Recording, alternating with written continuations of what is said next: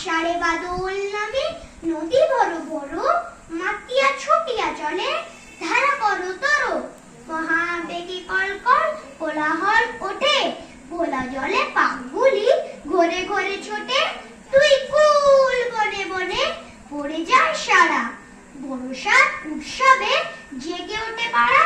নমস্কার।